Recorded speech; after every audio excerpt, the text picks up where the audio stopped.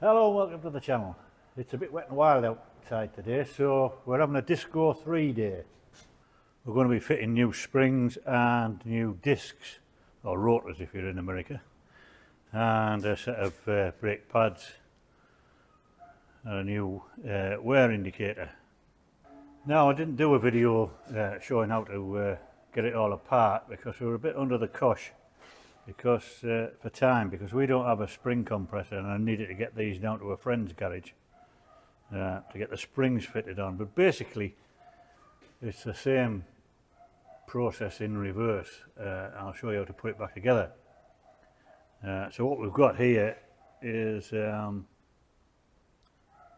basically a drum brake, which is your hand brake, and that goes on the inside of the disc. This is your drum brake, ordinary drum brake, and I don't need to replace these shoes in here because it's not that long since we did them. So that's our rear spring assembly, basically a McPherson strut type affair, and there's nothing much that holds them on actually. There's 3 bolts on the top there and 1 bolt through the bottom, so that's it. But the three nuts on the top, can be really difficult to get off, because this is where they go and there's not much room in here. You can't get a socket on it, so you've got to use a ring spanner, and they will be encrusted in rust. So we have to heat ours to get them off, and that's what we're left with. So I don't think I'll put those back on. I've got some ordinary Nylock M10s, and I think I'll put those on when I put it back together. I'm just going to clean all the loose crud off the top of here. Get all this rust off, and then I'll put some copper slip on those nuts and tidy them up, clean them up. For the next time, another 50,000 miles. So I'll just drop this arm off out of the way. There's a 21mm socket on there. Whip that out of the way. Just makes it easier for getting it back in.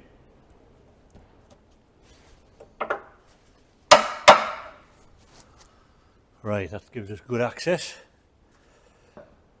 When I took it apart, I didn't take this rod off, but we're fighting against gravity getting it back in, so it's better out of the way.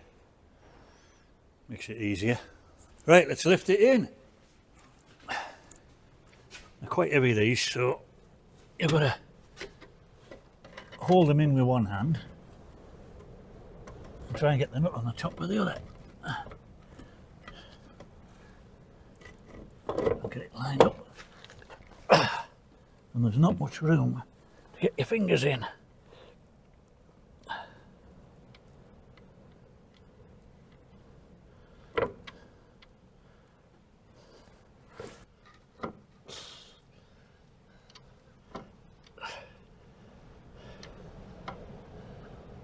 No. Oh, have a rest.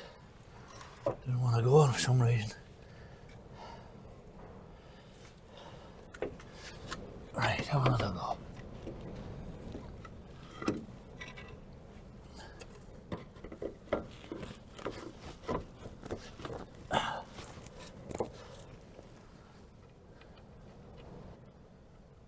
Oh, see, we're working left-handed. Right. Oh, that's one on, and we can get the other one from underneath. At least I could if it was lined up. Right, lesson learnt there. The 3 studs on the top of here aren't equally spaced, so it'll only go on one way, and I had it on the wrong way, so the back bolt wasn't lining up with the hole. So I've had to take it off, turn it round and put it back in. So just bear that in mind if you're ever going to do this job. Right, so because I've changed the nuts on these, they're now 17mm. The original ones were 13mm. 13mm spanner. So that's a little bit easier. These nuts are probably a bit softer than the original ones, but I think they'll do. They don't have much to do because you've got to have your suspension fully extended before these nuts have any work to do, so it can't come out. They should be okay, hopefully. Right, I'll pop the bottom bolt in now. It's a bit fiddly, or can be. I'll get the big toothpick in and we turn it round. Get that in there.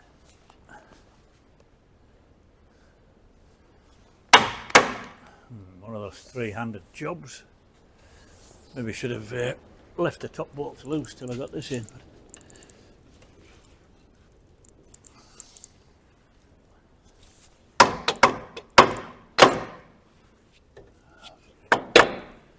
Awkward bastard.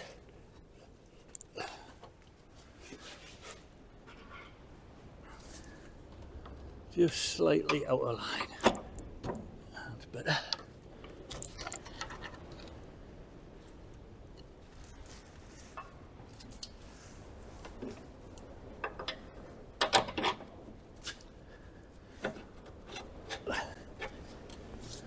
Wasn't too bad. Pop the nut on there. Get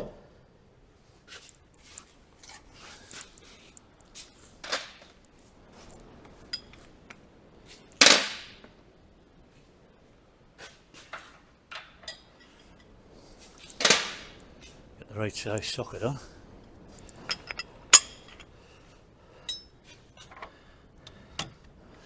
Right, so we've got a 24mm nut, 21mm bolt head.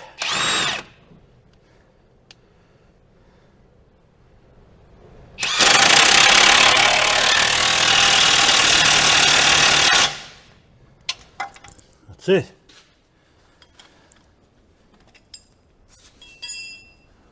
Pop that arm back on now.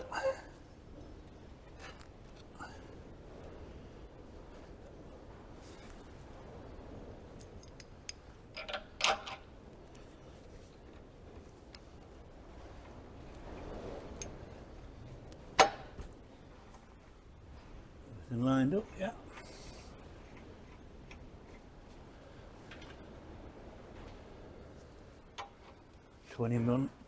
It's easy for you to see. 21mm socket on there. Tighten that back up.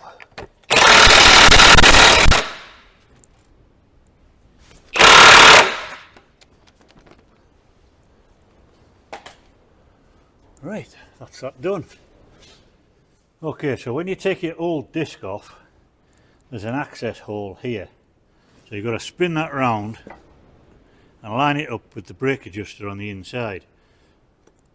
Now on the left hand side of the vehicle it's on the bottom, on the right hand side of the vehicle the adjuster's at the top. You wind the hole around to get it lined up, shine a light through and you'll see the adjuster. So I'll show you what we're doing basically. You've got to slacken it right off in order to get the disc off. So what we're doing on the inside, you see the brake adjuster here, it's like a cog with teeth on it. You've got to get your screwdriver in. This is all through that access hole and slacken it right off so that your old rotor, your old disc will come off. Right. Then we'll put our new one back on. Get it lined up.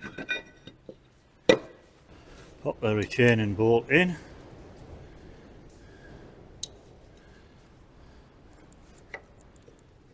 Now on these it's a T50 Torx head. Fits in there. With that back on, now what we've got to do is line it up with that cog again at the bottom and turn it the other way to adjust the brake shoes. So wind that, we'll tighten it up.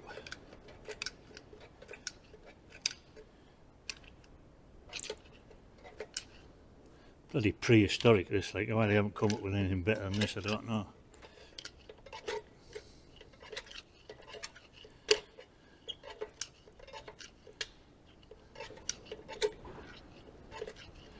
We'll wind that right up, you can feel the brake starting to go tight.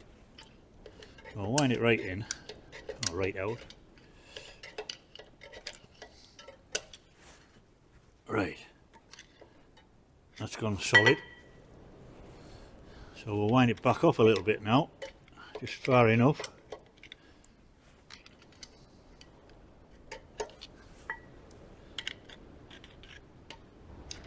Working left-handed again.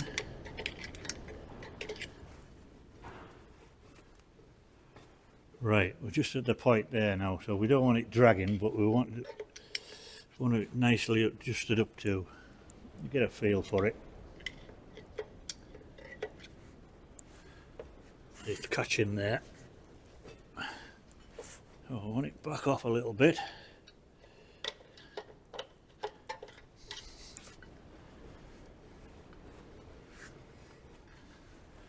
We don't want it dragging too much. Just take it up a little bit more. Another click. Right, that should do. So that should be our our handbrake adjusted. The next job I'm going to do is clean these yokes up. So I'll take these clips out and I want to clean out these grooves, get all the rust and crap out of there. Take those out, and then I'll put a bit of ceramic grease in those, and they can go back on. Now it's important that you clean out in here, because when you take these clips out, what happens is you get a build-up of rust in there underneath the clip, and when your clips are in, your brake pad, let me see, goes in there like that when it's on, and we don't want them to be too tight. So if there's a build-up of rust in here between the stainless steel clip and the yoke, then your pad doesn't move in and out freely, which means that your brakes are either going to be difficult to put on or they won't come off. So we'll get these cleaned up, and I'll put a bit of ceramic grease in there, make sure they slide nice and easily. Right, we'll just pop that back on. That's 2 bolts, that's all. I'll get them lined up. Oh, where are you?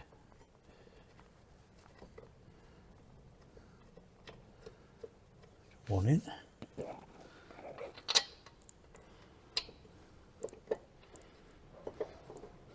2. The sliders are nice and free. If they're not, you're going to take them out and do something about them, clean them up. Bit of grease on them, get them nice and free, or replace them. If you want to be really chavvy, you can clean these right up and paint them red. But that's not for me. So we'll just leave them the way they are. Don't give a shite what colour they are as long as they work. Pop the pads back in.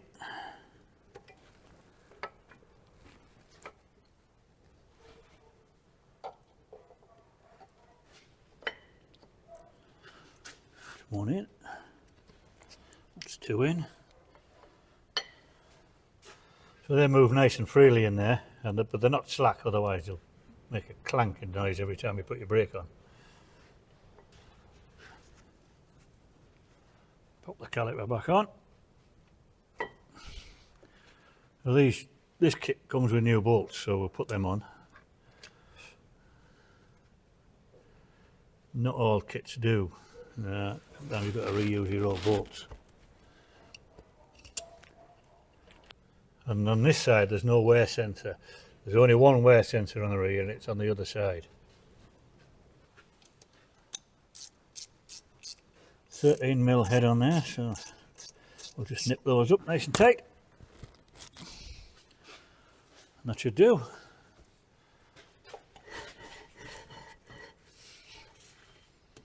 Now for the other side, we'll just do the same on the other side, same process, everything's the same, apart from the wear sensor.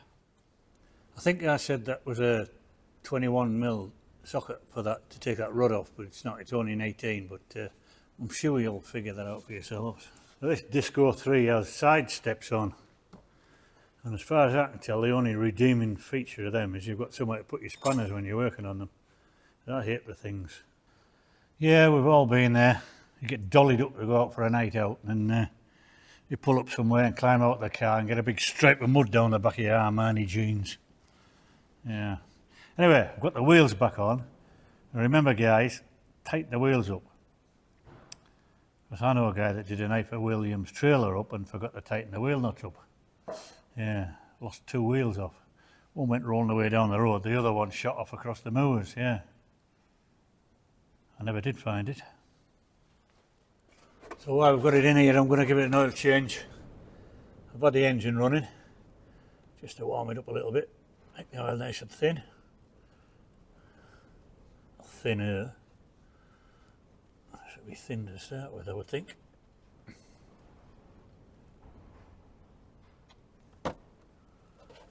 Right. I'll just let that drain out a while. Well, that's been draining for about half an hour, so I'll put the plug back in, let it down off the ramp.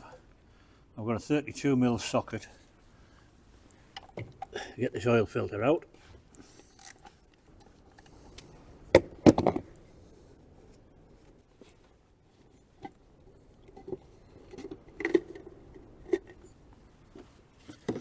Get the oil filter out. Tight. Come on, you beast. Oh, it's tight.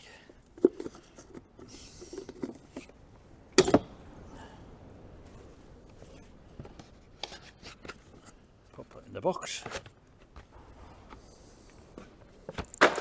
Oops, daisy. Bit clean up. Take the old seal off.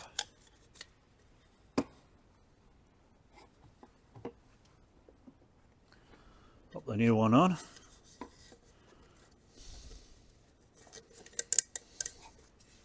Now it's a square one, that one, so I'll make sure it's on right and not folded over on itself. Right, that looks good. So that's a new O-ring fitted, and I've oiled it with some new oil just so that it goes in nice and easily. And same with the little O-ring on the on this nipple on the filter. Now that nipple, when you put it back in, has to go into a hole in the bottom, and if you just twist it round, you can feel when it's in the hole, and push that down, make sure it's right, and you can feel it click in, and that should locate itself in the centre when I drop that on.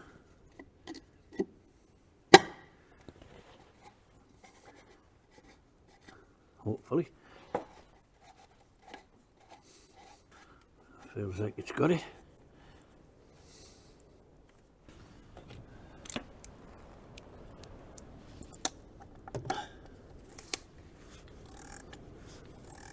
I must make sure that's properly seated as well, otherwise it'll leak oil. It'll be like my car. Right, not too tight. That should do. I'll fill her up with oil now.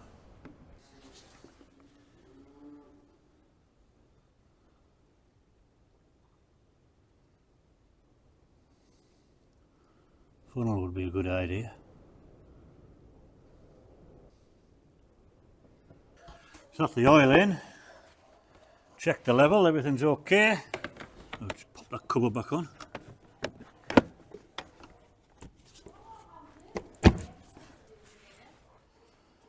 Yeah, fill the cap back on. That's it. Well, that's it for this video. I'll get it edited in time so that you can all watch it while you're having your Christmas dinner. If you like what you see, give it a thumbs up, and I'll see you in the next one. Merry Christmas.